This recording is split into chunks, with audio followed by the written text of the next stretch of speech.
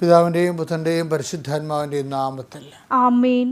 അമ്മേ പരിശുദ്ധമ്മേ, അമ്മേ പരിശുദ്ധമ്മേ, ദൈവമാതാവേ, ദൈവമാതാവേ, കൃപാസനത്തിലൂടെ ഞങ്ങൾക്കും ഞങ്ങളുടെ ദേശത്തിനും അമ്മ മധ്യസ്ഥം തേടി തന്ന എല്ലാ അനുഗ്രഹങ്ങൾക്കും കൃപകൾക്കും ഞങ്ങളിപ്പോൾ ഹൃദയം നിറഞ്ഞ നന്ദി പറയുന്നു. അമ്മേ പരിശുദ്ധമ്മേ, ദൈവമാതാവേ, 2004 ഡിസംബർ 7 ഉച്ചകഴിഞ്ഞ് 2:30 കൃപാസനത്തിൽ സംഭവിച്ച അമ്മയുടെ പ്രത്യക്ഷപ്പെടലിനെ കുറിച്ച് തിരുസഭയ്ക്ക് സമർപ്പിച്ചിരിക്കുന്ന പഠനരേഖകളുടെ മേൽ സഭാത്മകമായ പഠനം ആരംഭിക്കുവാൻ ഞങ്ങൾ അങ്ങയോട് താഴ്മയോടെ പ്രാർത്ഥിക്കുന്നു. അമ്മേ പരിശുദ്ധമ്മേ, ഭൂസ്വർലോകങ്ങളുടെ രാജ്ഞിയായ അങ്ങയ്ക്ക് ഭൗമസംരക്ഷണത്തിനായി പ്രപഞ്ച പ്രകൃതിയെ തന്നെ തിരുസഭ പ്രതിഷ്ഠിക്കുവാൻ ഈ പ്രത്യക്ഷീകരണം വഴി ഇടയാക്കണമേ.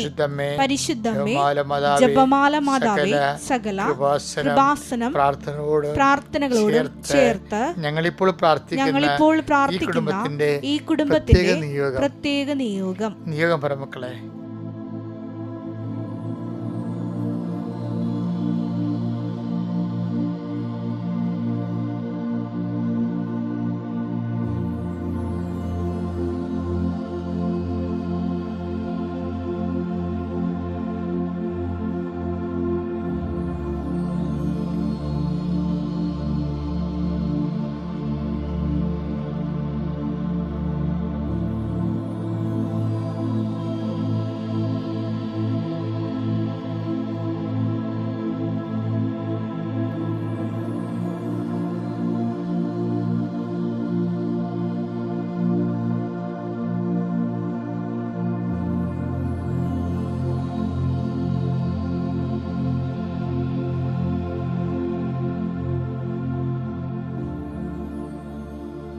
അമ്മയുടെ പ്രത്യക്ഷീകരണത്തിന്റെ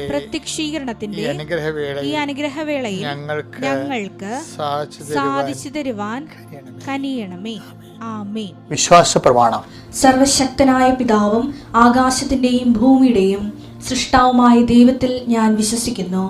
അവിടുത്തെ ഏകപുത്രനും ഞങ്ങളുടെ കർത്താവുമായ ഈശോമിശിഹായിലും ഞാൻ വിശ്വസിക്കുന്നു. ഈ പുത്രൻ പരിശുദ്ധാത്മാവിനാൽ ഗർഭസ്ഥനായി കന്യകാമറിയത്തിൽ നിന്ന് പിറന്ന് പൊന്തിയോസ് പീലാത്തോസിന്റെ കാലത്ത് പീഡകൾ സഹിച്ച് കുരിശിൽ തറയ്ക്കപ്പെട്ട് മരിച്ച് അടക്കപ്പെട്ട് പാതാളങ്ങളിൽ ഇറങ്ങി മരിച്ചവരുടെ ഇടയിൽ നിന്ന് 3-ാം നാൾ ഉയർത്ത് സ്വർഗത്തിലേക്ക് എഴുന്നള്ളി സർവശക്തിയുള്ള പിതാവായ ദൈവത്തിന്റെ വലതുഭാഗത്തിരിക്കുന്നു. അവിടെ നിന്ന് ജീവിക്കുന്നവരെയും മരിച്ചവരെയും വിധിക്കുവാൻ വരുമെന്നും ഞാൻ വിശ്വസിക്കുന്നു. പരിശുദ്ധാത്മാവിലും ഞാൻ വിശ്വസിക്കുന്നു. വിശുദ്ധ കത്തോലിക്കാ സഭയിലും പുണ്യവാന്മാരുടെ ഐക്യത്തിലും പാപങ്ങളുടെ മോചനത്തിലും ശരീരത്തിന്റെ ഉയർപ്പിലും നിത്യമായ ജീവിതത്തിലും ഞാൻ വിശ്വസിക്കുന്നു. ആമേൻ. സുഖസ്ഥനായ ഞങ്ങളുടെ പിതാവേ, അങ്ങയുടെ നാമം പൂജിതമാകണമേ. അങ്ങയുടെ രാജ്യം വരണമേ. അങ്ങയുടെ തിരുമനസ് സ്വർഗത്തിലെ പോലെ ഭൂമിയിലും ആകണമേ. അന്നു വേണ്ടുന്ന ആഹാരം ഇന്ന് ഞങ്ങൾക്ക് തരണമേ. ഞങ്ങളോട് തെറ്റ് ചെയ്യുന്നവരോട് ഞങ്ങൾ ക്ഷമിക്കുന്നത് പോലെ ഞങ്ങളുടെ തെറ്റുകൾ ഞങ്ങളോടും ക്ഷമിക്കണമേ. ഞങ്ങളെ പ്രലോഭനത്തിൽ ഉൾപ്പെടുത്തരുതേ, തിന്മയിൽ ഞങ്ങൾ രക്ഷിക്കണമേ. ആമേൻ. നന്മ നിറഞ്ഞ മറിയമേ, സ്വസ്തി. കർത്താവ് അങ്ങയുടെ കൂടെ സ്ത്രീകളിൽ അങ്ങ് അനുഗ്രഹിക്കപ്പെട്ടവളാകുന്നു. അങ്ങയുടെ ഉദരത്തിൻ ഫലമായി ഈശോ അനുഗ്രഹിക്കപ്പെട്ടവനാകുന്നു. പരിശുദ്ധ മറിയമേ, തമ്പുരാന്റെ അമ്മേ, പാപികളായ ഞങ്ങൾക്ക് വേണ്ടി ഇപ്പോഴും ഞങ്ങളുടെ മരണസമയത്തും തമ്പുരാനോട് അപേക്ഷിക്കണമേ. ആമേൻ. എൻ്റെ പ്രിയപ്പെട്ടവരെ, മാർച്ച് 22 ശനിയാഴ്ചയാണ്. കർത്താവിൻ്റെ സന്നിധിയിൽ നമ്മൾ നമ്മുടെ ജീവിതം തുടങ്ങുകയാണ്. കർത്താവെ, നിൻ്റെ വിശുദ്ധ പൗരോഹിത്യത്തെ മഹത്വപ്പെടുത്തണമേ. കർത്താവെ, സഭയിലുള്ള സാന്നിധ്യം പ്രകടമാക്കണമേ.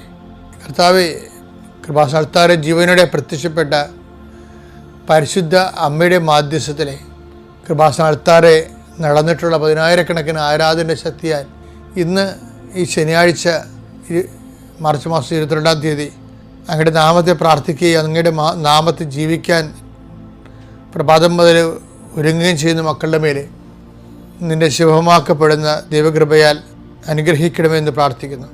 കർത്താവെ, ജീവിതത്തിന് വരുന്നിട്ടുള്ള അബദ്ധങ്ങൾ, പലതരത്തിലുള്ള അബദ്ധങ്ങൾ വരും. ചില സമയത്ത് ഒപ്പിട്ട് കൊടുക്കും, പക്ഷെ നമുക്കത് പാലിക്കാൻ പറ്റാതെ വരും. ചില സമയത്ത് ചില തീരുമാനങ്ങൾ എടുക്കും, പകുതി വഴി എത്തും, പക്ഷെ നമുക്ക് മുഴുമിക്കാൻ പറ്റാതെ വരും. ചിലപ്പോൾ ആരെയും മുഷിപ്പിക്കണ്ടല്ലോ എന്ന് വിചാരിച്ചുകൊണ്ട് നമ്മൾ ഓരോരോ കാര്യത്തിന് ഒത്താശ ചെയ്യും. അവസാനം നമ്മളെ ഇതിലേക്ക് ചാടിച്ചവൻ തന്നെ ഇതെല്ലാം നമ്മുടെ മുതുകത്ത് വെച്ചിട്ട് അവൻ സ്കൂട്ടാകുകയും ചെയ്യും. ഇങ്ങനെ പല പല അബദ്ധങ്ങളിൽ ചെന്ന് മനുഷ്യരെ കുരുങ്ങുന്നുണ്ട് കർത്താവേ. അതിനെല്ലാം രക്ഷിക്കാൻ വേണ്ടി നിനക്ക് മാത്രമേ കഴിയത്തുള്ളൂ.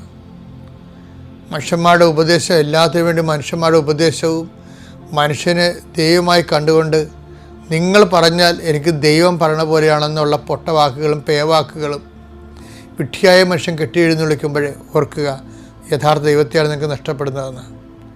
കർത്താവ്, അങ്ങനെയുള്ള മിഥ്യാബോധങ്ങളിൽ നിന്ന് കർത്താവ് ഞങ്ങളെ നീ സംരക്ഷിക്കണമെന്ന് പ്രാർത്ഥിക്കുന്നു. കർത്താവെ, കുഞ്ഞുങ്ങളെ ഓർത്ത് പ്രാർത്ഥിക്കുന്നു. ലഹരിക്കടിപ്പെട്ട മക്കളെ ഓർത്ത് പ്രാർത്ഥിക്കുന്നു. അവരുടെ മാതാപിതാക്കന്മാരെ ഓർത്ത് പ്രാർത്ഥിക്കുന്നു. അവരെല്ലാം സന്ധിക്കണമേ, സമാധാനപ്പെടുത്തണമേ. നിൻ്റെ കൃപയാൽ അവരെ അതിനെല്ലാം വിടുവിച്ചുകൊണ്ട് കുടുംബത്തിന് സമാധാനം നൽകണമെന്ന് പ്രാർത്ഥിക്കുന്നു. ജീവിതം തകർന്നു പോയി, മുടിഞ്ഞു പോയി, ഇനിയിപ്പോൾ അങ്ങോട്ട് പോട്ടെ എന്ന് വിചാരിച്ചുകൊണ്ട് വെറുതെ നിന്ന് കൊടുത്തിട്ട് ഒഴുക്കിൻ്റെ കൂടെ അങ്ങോട്ട് ഒഴുകിപ്പോകുന്ന പോലെ മനുഷ്യന്മാർ നശിച്ച് പോകുന്നുണ്ട്. അവർക്ക് അങ്ങനെ തന്നെ വേണമെന്ന് പറഞ്ഞ് കണ്ടു നിൽക്കുന്നവർ ശപിക്കുകയും നമ്മുടെ തകർച്ചയെ കൈയടിച്ച് പ്രോത്സാഹിപ്പിക്കുകയും ചെയ്യുന്ന മാനസികാവസ്ഥ ഉള്ളവരുണ്ട്. അതുകൊണ്ട് തന്നെ പലപ്പോഴും ദൈവമില്ല, ദൈവത്തിന് പോലും എന്നെ വേണ്ട, എനിക്ക് ദൈവത്തിനെ വേണ്ട എന്ന് വിചാരിച്ചുകൊണ്ട് സ്വയം നിർജ്ജലീകരിക്കണ പോലെ ആധ്യാത്മികമായിട്ട് നിർജ്ജലീകരിക്കുന്ന ആൾക്കാരുണ്ട്. കർത്താവെ, എല്ലാവരെയും സമർപ്പിച്ച് പ്രാർത്ഥിക്കുകയാണ്. ഒരു കുടുംബത്തിന് വന്നിരിക്കുന്ന അബദ്ധം, വന്നിരിക്കുന്ന പെട്ടുപോയ അവസ്ഥകൾ, അതെങ്ങനെയാണ് അവരുടെ കയ്യിരിപ്പ് കൊണ്ടാണെന്നൊക്കെ അവർക്ക് പശ്ചാത്താപം ഉണ്ടെങ്കിലും പക്ഷേ അതേസമയം ഇതിന് കരകയറാനുള്ള മാർഗമൊന്നും കാണുന്നില്ല. സാമ്പത്തികമായി കരകയറാൻ മാർഗം കാണുന്നില്ല. പല പല മരുന്നുകളും പല പല ലഹരി വിഷവസ്തുക്കളൊക്കെ കഴിച്ചിട്ട് ശരീരം പോയി നഷ്ടപ്പെട്ടിട്ട് ആ രോഗങ്ങളിൽ നിന്ന് കരകയറാൻ പറ്റണില്ല. ഇങ്ങനെ സ്വന്തം കഴിവിനെ കരകയറാൻ പറ്റാത്ത മക്കളെ സമർപ്പിച്ച് പ്രാർത്ഥിക്കുന്നു. ചില കൂട്ടുകെട്ടുകളിൽ ചെന്ന് അകപ്പെട്ടു, ചില ലൈംഗിക ബന്ധങ്ങളിൽ ചെന്ന് അകപ്പെട്ടു, പിന്നെ രക്ഷപ്പെടാൻ പറ്റുന്നില്ല. എന്നാൽ പിന്നെ മരണം വരെ ഇങ്ങനെ പോട്ടെ എന്ന് പറയുമ്പോൾ അങ്ങോട്ടും ഇങ്ങോട്ടും ആത്മഹത്യ ഭീഷണിയും അങ്ങോട്ടും ഇങ്ങോട്ടും കൊലപാതക ഭീഷണിയും അങ്ങനെ ചെന്ന് ചുഴിയിലകപ്പെട്ടു പോയ കുടുംബങ്ങൾ, അവരെ നീ കർത്താവ്, അമ്മേ, പരിശുദ്ധമ്മേ, ദേവമാതാവേ, ഈ പ്രാർത്ഥനയുടെ ശക്തിയാൽ ജീവിതം ഒടുങ്ങിപ്പോയവരെ, പോസ്കോ കേസ് അകപ്പെട്ടവരെ, അല്ലെങ്കിൽ ഞാൻ തെറ്റ് ചെയ്യാതെ തന്നെ എന്നെ ശിക്ഷിച്ചു, എന്നാൽ തെറ്റ് ചെയ്തിട്ട് കാര്യം എന്ന് പറഞ്ഞുകൊണ്ട് ഒരു ശിക്ഷ മേടിച്ചതിൻ്റെ പേരിൽ പുതിയ തെറ്റുകൾ ആവർത്തിച്ച് നിരാശപ്പെട്ട് വീണ്ടും തെറ്റിൽ തന്നെ മെഴുകി ജീവിക്കുന്നവരുണ്ട്. അവരെല്ലാവരും ഇപ്പോൾ സമർപ്പിച്ച് പ്രാർത്ഥിക്കുന്നു.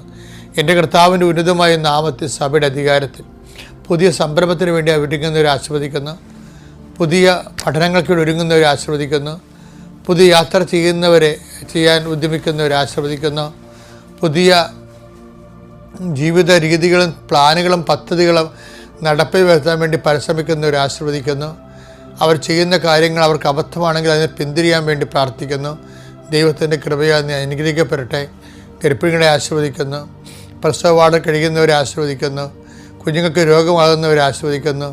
പലതരത്തിലുള്ള കുടുംബസമാധി ഇല്ലാത്തവരെ ആശീർവദിക്കുന്നു. ഭർത്താവും ഭാര്യയും പിരിഞ്ഞു നിൽക്കുന്നവരെ ആശീർവദിക്കുന്നു.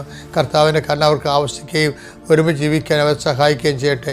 ജീവിക്കാൻ മാർഗമില്ലാത്തവരും തൊഴിലില്ലാത്തവരും ചെയ്യുന്ന തൊഴിലിൽ കടം കയറി മുടിഞ്ഞവരെയും ഇനി എന്ത് ചെയ്യണമെന്ന് അറിയാൻ പറ്റാതെ പരസ്പരം വെറുക്കപ്പെട്ടവരായിട്ട് കുടുംബത്തിൽ തന്നെ ജീവിക്കണോ വേണ്ടോ എന്ന് ഓർത്തിട്ട് വിഷമിക്കുന്ന പ്രാർത്ഥിക്കുന്നു. ദൈവത്തിൻ്റെ കരുണ, ദൈവത്തിൻ്റെ ശക്തി, 39 വർഷം ഞാൻ അർപ്പിച്ച കൃപാനയുടെ യോഗ്യത, കൃപാസ്ഥാനത്താറെ ജീവനുടെ പ്രത്യക്ഷപ്പെട്ട പരിശുദ്ധ അമ്മയുടെ മാധ്യസ്ഥലെ ഞാൻ നിന്നെ ആശ്രയിക്കുന്നു, നിൻ്റെ കുടുംബത്തെ ആശ്രയിക്കുന്നു. നിൻ്റെ തകർന്നുപോയ മനസ്സിനെയും കടങ്ങൾക്ക് പതുക്കെ കടങ്ങളായിട്ട് സമാധാനം കിട്ടാത്ത ജീവിതാവസ്ഥകളെ ഞാൻ ആശ്രയിക്കുന്നു. എൻ്റെ കർത്താവിൻ്റെ ഉന്നതമായ നാമത്തിൽ സഭയുടെ അധികാരത്തിൽ കുരിശിൻ്റെ അടയാളത്തിൽ ദൈവശക്തിയാൽ ഞാൻ അനുഗ്രഹിക്കപ്പെടുകയും വീണ്ടെടുക്കപ്പെടുകയും ചെയ്യട്ടെ. നിത്യപിതാവും പുത്രനും പരിശുദ്ധാത്മാവും സർവ്വസ്വരം എന്നേക്കും ആമേൻ. എൻ്റെ പ്രിയപ്പെട്ടവരെ, നമ്മളെ ബൈബിളിൽ കഴിഞ്ഞ പുസ്തകങ്ങൾക്ക് കർത്താവ് എന്നോട് പറയുന്നൊരു ശുഭമാക്കുമെന്ന് പറയും. ഇത് പറയാൻ തുടങ്ങിയിട്ട് ഒരു 1.5 മാസമായി. ശുഭമാക്കുക എന്നുള്ള വിഷയം ദൈവത്തിൻ്റെതാണെന്നാണ് എന്നോട് പരിശുദ്ധാത്മാ പറഞ്ഞത്. അപ്പം അതുകൊണ്ട് തന്നെ ഞാനിങ്ങനെ അന്വേഷിച്ചുകൊണ്ടിരിക്കുകയായിരുന്നു, എങ്ങനെയാണ് ശുഭമാക്കണത്. നമുക്ക് ഓരോ കാര്യങ്ങളൊക്കെ ചെയ്യാനേ പറ്റത്തുള്ളൂ. ഇപ്പം ഞാൻ പണ്ടൊരിക്കൽ നിങ്ങളോട് ഇതേ വേദി പറഞ്ഞിട്ടുണ്ട്. അതിൻ്റെ അടിസ്ഥാന വചനം 39:23. ജോസഫിനെ ഭരമേൽപ്പിച്ച ഒരു കാര്യത്തിലും കാരാഗൃഹ സൂക്ഷിപ്പുകാരൻ ഇടപെട്ടില്ല. കാരണം കർത്താവ് അവന്റെ കൂടെ ഉണ്ടായിരുന്നു. അവൻ ചെയ്തതൊക്കെയും കർത്താവ് ശുഭമാക്കുകയും ചെയ്തു. അതാണ് സംഭവം. കർത്താവ് കൂടെ ഉണ്ടാകുന്നത് കൊണ്ടാണ് ഈ ശുഭമാക്കൽ, ഭംഗിപ്പെടുത്തൽ പറയത്തില്ലേ, നമ്മൾ ഭംഗിപ്പെടുത്തൽ, ബ്യൂട്ടിഫിക്കേഷൻ വേറെ വിഷയമാണ്. ഇപ്പം നമുക്കൊരു വീട് കിട്ടി, ഒരു വീട് കണ്ട്, വീട് നമ്മളെ കെട്ടി, വീടുണ്ടാക്കി. അപ്പം നമ്മൾ ചിന്തിക്കും, നമുക്ക് കാശുണ്ട്, അല്ലെങ്കിൽ ലോൺ കിട്ടും, പിന്നെ നമ്മുടെ നല്ല എൻജിനീയർ നമ്മുടെ കൈവശമുണ്ട്, സാധനങ്ങൾ നമുക്ക് വില കുറച്ച് കിട്ടും, സ്ഥലമുണ്ട്, കാറ്റ് വെളിച്ചമുള്ള സ്ഥലമാണ്, ഇതെല്ലാം നമുക്കുണ്ട്. നമുക്ക് ആവശ്യത്തിന് ബുദ്ധിയും അധ്വാനിക്കാനുള്ള കഴിവും പണമൊക്കെ ഉണ്ടെങ്കിലും ആക്കുക എന്ന് പറയുന്നത് ദൈവത്തിൻ്റെ കയ്യിലാണ്. ഈ ശുഭമെന്ന് പറയുന്നത് നമ്മൾ സിനിമയൊക്കെ തീരുമ്പോഴേ ഇപ്പം എന്ത് സമയം ഈ അവസാനമൊക്കെ ഉണ്ടല്ല, ശുഭമെന്നും എഴുതി കാണിക്കും. ഇപ്പം എഴുതി കാണിക്കണില്ല, കാര്യം ശുഭമല്ലല്ലേ. ഇപ്പോഴത്തെ സിനിമയൊന്നും അവസാനിക്കുന്നത് ശുഭമല്ലല്ല. അതുകൊണ്ട് അവർക്കറിയാം ശുഭമല്ലാതെയാണ് അവസാനിക്കണമെന്ന്. പണ്ട് എഴുതി കാണിക്കുന്നത് ശുഭമെന്ന്. ഈ ശുഭമെന്ന് എഴുതി കാണിക്കുന്നത് എപ്പോഴാണ്? അവസാനമാണ് എഴുതി കാണിക്കുന്നത്. ഒരു മനുഷ്യൻ്റെ ജീവിതം ശുഭമാണോ അശുഭമാണോ എന്ന് അവസാനമേ അറിയാൻ പറ്റത്തുള്ളൂ. എനിക്കറിയാവുന്ന ഒരു സഹോദരൻ ഉണ്ടായിരുന്നു. അപ്പോൾ ഞങ്ങളുടെ കുഞ്ഞുനാളിലൊക്കെ അവിടെ നിന്ന് ഞങ്ങളുടെ നാട്ടിൽ ആരും അമേരിക്ക പോകത്തില്ല. അന്ന് അമേരിക്ക വെച്ച് കേട്ടില്ല, എല്ലാവരും പോകേണ്ട പേർഷ്യ എന്നാണ് പറയണത്. പേർഷ്യയിൽ പോകണത്, പിന്നീട് ഗൾഫ് എന്ന് പറയാൻ തുടങ്ങിയത്. അപ്പോൾ 70-കളിലൊക്കെ ആൾക്കാർ പേർഷ്യ എന്നാണ് പറഞ്ഞുകൊണ്ടിരുന്നത്. 80-കളിലാണ് പിന്നീട് ഗൾഫ് എന്നൊക്കെ പറയാൻ തുടങ്ങിയത്. അപ്പോൾ കുറേ ഇറാനും ഇറാഖ് അല്ലാതെ വേറെ രാജ്യങ്ങളൊക്കെ വന്നപ്പോൾ ഗൾഫ് കൺട്രീസ് വന്നു. അപ്പോൾ ആദ്യം ആൾക്കാർ പോയിക്കൊണ്ടിരുന്നത്, അതൊക്കെ മുമ്പ് പോയിക്കൊണ്ടിരുന്നത് ബെർമയിലാണ്, അതൊക്കെ മുമ്പ് പോയിക്കൊണ്ടിരുന്നത് കൊളംബിലാണ്. ആൾക്കാരൊക്കെ എല്ലാ കാലം ഇങ്ങനെ പോയിക്കൊണ്ടേയിരിക്കും. നമ്മുടെ നാട്ടിൽ നിന്ന് ജീവിക്കാൻ പറ്റാത്ത അവസ്ഥ ഇപ്പോൾ ഉണ്ടായതല്ല, പണ്ട് മുതലേ ഉള്ളതാണ്. ഓരോ മനുഷ്യർ പിന്നെ പുറത്തേക്ക് ഇങ്ങനെ പോകും. പക്ഷേ അവസാന കാലങ്ങളിൽ, ഇപ്പം ഞാൻ ഈ പറഞ്ഞ ആൾ ആദ്യം നാട്ടിൽ നിന്ന് അമേരിക്കയിൽ പോയ ആളാണ്. അപ്പോൾ വളരെ നല്ല മിടുക്കൻ, അമേരിക്കക്കാരെ പോലെ തന്നെയാണ് നാട്ടിൽ വന്ന് ഇറങ്ങുന്നത്. അത്രയും നല്ല ചുവപ്പ് കളറും നല്ല ഭയങ്കരമായിട്ടുള്ള സ്മാർട്ട് ലുക്കിംഗ് ഒക്കെ ആയിട്ട് കുറേ കുഞ്ഞുങ്ങളും ഭാര്യയും ഭർത്താവൊക്കെ ആയിട്ട്. പക്ഷേ അവസാന കാലങ്ങളിൽ ഞാൻ അറിഞ്ഞത് അദ്ദേഹത്തിന് ആ നല്ല ഭാര്യ അദ്ദേഹത്തിന് ഇട്ടച്ചും പോയെന്ന് പറഞ്ഞു. പിന്നെ പിന്നെ വേറൊരുത്തതിനെ കല്യാണം കഴിച്ചു, അവരും മരിച്ചു, ഇയാളും മരിച്ചു. നാട്ടിൽ നിന്ന് കൊണ്ടുപോയ സഹോദരങ്ങളും മരിച്ചു. എല്ലാം അശുഭമായി പോകണവരാണ്.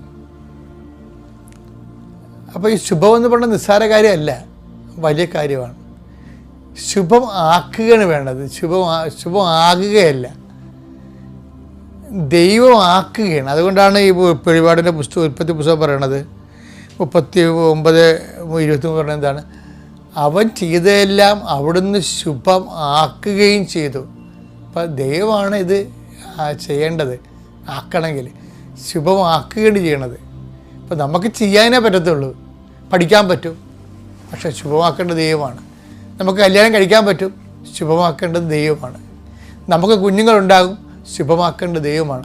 നമുക്ക് വീട് വെക്കാൻ പറ്റും, ശുഭമാക്കേണ്ടത് ദൈവമാണ്. അതാണ് ശുഭമാക്കുക എന്ന് പറയുന്നത്.